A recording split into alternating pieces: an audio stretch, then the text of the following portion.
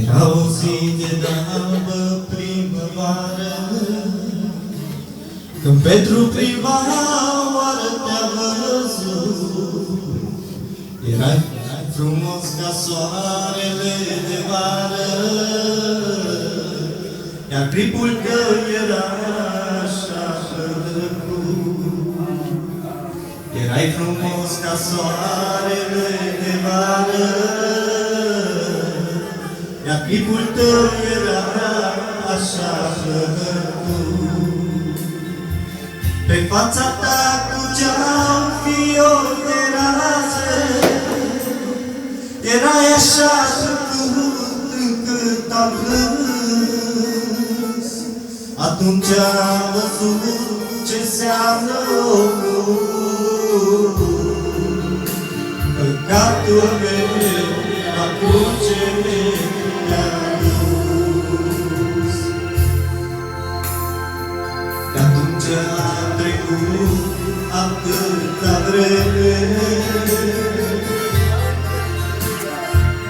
amprenta vieții pe mine s-a pus. Mă așteptai la ușa inimii mele, dar mi-a spătat acum zăvorul pus. Iisuse dulce, vino azi la mine, că sunt schimbat și vreau să te slujesc. Trecutul vreau să-mi uit și doar pe tine să te slujesc pe lume cât trăiesc. Hai vino iar, Iisuse, încă-o hai vino încă o dată în viața mea. Te-aștept cu drag și ușa-i descuiată, și bucuros să-ți dau inima mea.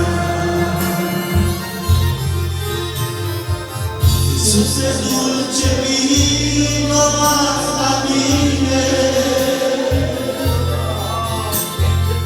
că sunt schimbat și vreau să te slujesc. Trecutul vreau să-l uit și doar pe tine să te slujesc pe lume cât trăiesc. Trecutul vreau să-l uit și doar pe tine să te slujesc pe lume cât trăiesc. Amin.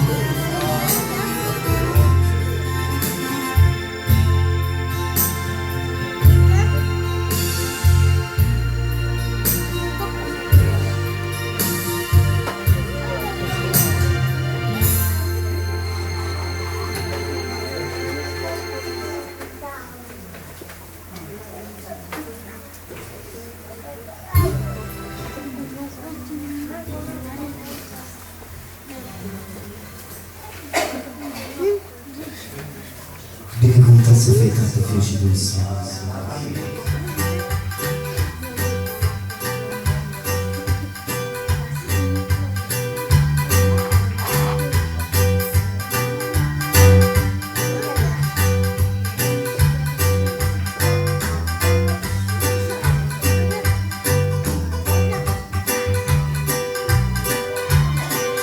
Întoarce-te azi la Domnul, nu mai amânată. Poate iubi